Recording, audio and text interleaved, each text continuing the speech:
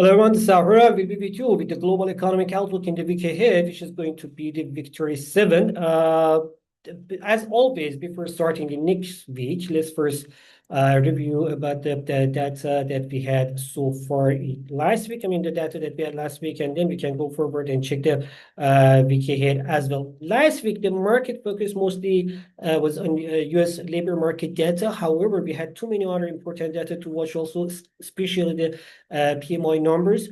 Before checking the US labor data, I have to mention that the PMI numbers confirmed that the Asian economies, especially the China, Australia, New Zealand, and South Korea, they got it started like moving forward with the PMI numbers improving in both manufacturing and the service sector. While in Europe, we had a manufacturing sector slightly improving. I mean, the PMI numbers in manufacturing and construction sector slightly improved, while on the other hand, in the service sector, they eased slightly, generally showing that still the concern in the Eurozone can continue forward, while especially mentioning that PMI numbers in the construction sector and in the manufacturing sector, which improved, still they are under 50 expansions area. In the United States, PMI numbers were amazing. Manufacturing improved, service sector also improved, and even some factors, some indexes that slightly eased from the previous compared to the previous month. We had the numbers that they are still above 50 expansions area, which means that the US economy is still moving better. The retail sales also, they were amazing with 6.5% for for retail sales that we had in Red Book. And generally, the data that we had in the United States last week was amazing. In Eurozone, inflation numbers were slightly increased for the core inflation for headline inflation, from 2% to 2.1%, but core inflation was steady at 2.3%. But the market focus was on US labor market data, where we had amazingly negative numbers. Somehow we can say that only 22,000 newly created job, and past 3 months average new created jobs fell on to 29,000. It's amazingly negative number, which, while I mean, historically it should be around 150,000 for the average past 3 months. That's, I mean, average monthly growth is around 150,000. That means that the US labor market still getting cooler, with unemployment rate increased to 4.3% as it was expected. That was the main important data that we had so far last week. And with this data, US dollar eased, stock markets, they printed the new record high, gold improved.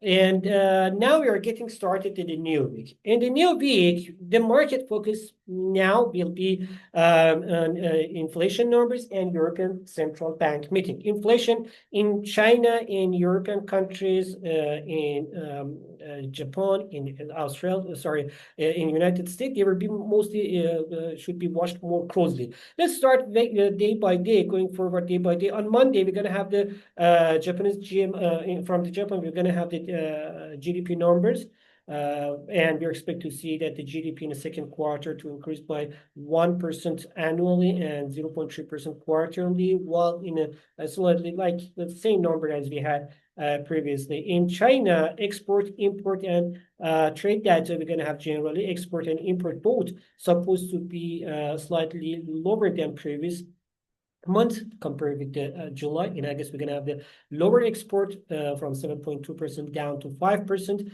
and lower import from 4.1% to 3%. But generally, we're going to have the trade balance.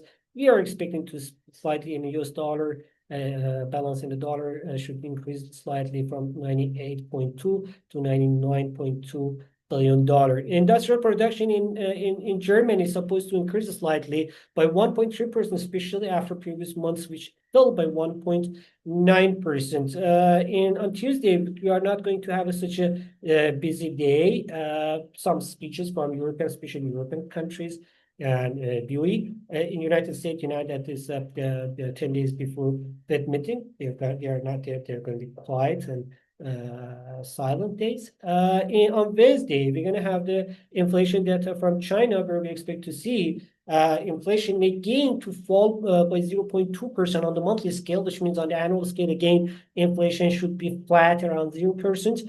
while the producer price index or producer inflation supposed to slightly gets better from previous 3.6% negative minus 3.6% to minus 2.9%, slightly improvement, but still the inflation is the main concern in the Chinese economy. Where in the United States, we can expect the inflation for producer inflation to increase by 0.3% for both headline and core PPI, especially while previous month in July, they increased by 0.9%. On the annual scale, producer price index core inflation is supposed to be steady around 3.7%, and headline producer price index supposed to be around 3.3%. On Thursday, we're going to have two important data to watch. I mean, most importantly, mostly, but we have to know that to watch. As European Central Bank supposed to help the interest rate around 2%, as the economy still need more sign to see that should be get more supportive, or the inflation, where the inflation goes. Again, I have to mention that the inflation in the Eurozone, the main reason of the lower inflation in the Eurozone is because of the lower demand. So the central bank is supposed to, I mean, make some balance between these numbers, inflation, demand, labor markets. In United States, we're gonna have the producer price, we're gonna have the consumer price index, also the consumer inflation, which is expected to increase by 0.3% on the monthly scale for both headline and core inflation. And that means that on the annual scale, the headline inflation supposed to increase to 2.9% from previous 2.7%, and core inflation supposed to stay unchanged at 3.1%. And Friday, it's going to be the British Day, while as we're going to have the GDP numbers, we're going to have the industrial and manufacturing production data, where we expect to see slightly weaker data after previous week's amazing data which we had from United Kingdom. UK data previous week very positive, and that was one of the main reasons to saw some support from British pound. On the inflation expectations side from the Michigan University, which is supposed to publish next week, we expect to see the consumers' expectation for the inflation is not going to change too much. As the market reaction in with this data, what we are expecting to see in the market, we can start with the dollar index, which about the energy market, I will talk on the chart when we are going to see the WTI chart. As dollar index, you can see that the dollar index after the previous data was falling down, but still it's holding down 97 area, where it has very important support area for the dollar index. For now, there is nothing positive about the dollar index, unless if we have the inflation numbers, like hotter inflation numbers next week. Otherwise, the dollar index still has nothing to be proud of that and say that, okay, these data are going to support the dollar movement.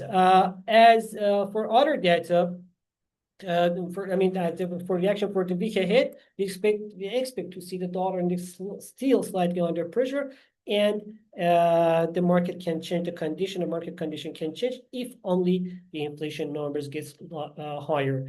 In the other markets, in the gold market, we see that the gold positive still moving positively around above average above 20 daily moving 20-day moving average, about 50-day moving average is trading around, while the RSI is still trading higher, while the OBV is still showing more demand for the gold. Generally, geopolitical tensions, weaker dollar, and profit taken from the stock markets, all of them, they can still continue for the demand, can continue the demand for the gold, even if we have some correction, going to be the technical correction to buy deeper. As for energy and oil, as mentioned, that we are getting this, like the summer holiday ended, less demand for the oil. At the same time, we have news from the OPEC Plus members, OPEC and OPEC Plus members, that they may increase again production. Week ahead going to be very important week for energy market, while we're going to have the OPEC monthly report, EIA and IEA monthly reports. All of them, they're going to publish their monthly report with their expectations for 2026 and the end of the 2025. The markets, oil market going to be, oil market will react to these numbers, but generally we are not expecting such a positive and brilliant number. As for the stock markets, with this expectation of cutting their rates, I mean, for the September meeting and then continuing in next month, now because there's a chance of the three rates cut also increasing in the market. However, personally, I do believe we're going to have only two rate cut maximum. But now the trade rates caught in September, October, and December, the chance of that is increasing. That supported the stock market to print new all-time high, but the profit taking again brought it down lower at the last hours of week. But generally, what we can say in the market, that the market is still positive and about the energy is still positive and going forward. Sorry, about the technologies, tech companies still positive, and that can support generally the market. But for now, I mean, there is nothing to say that okay, because of this reason and this reason or this reason, we can see the some pressure in the market. But still, all-time highs, and these all-time highs probably we're gonna have some profit taking, which can put the the higher numbers in a risk. We have the correction expectations in the week, especially if we have inflation data, hotter inflation data. And the cryptocurrency market, Bitcoin again returned above 100, about 109,000, and can continue this positive mood. However, still, recently downtrend still changed it again to uptrend, still continuing forward. But we shouldn't forget that these uptrend still is under 20 daily moving average, as you can see here. And as long as the price is trading under 113,000, we cannot count too much on an uptrend. And for now, still the Bitcoin need to confirm more numbers to say that okay, the kind of downtrend is changing to uptrend. Yeah, that's it. Like very shortly, what happened like previous week and what we're going to expect for the week ahead. Hope it was useful for you. Talk to you again next day. Have a good time. Bye.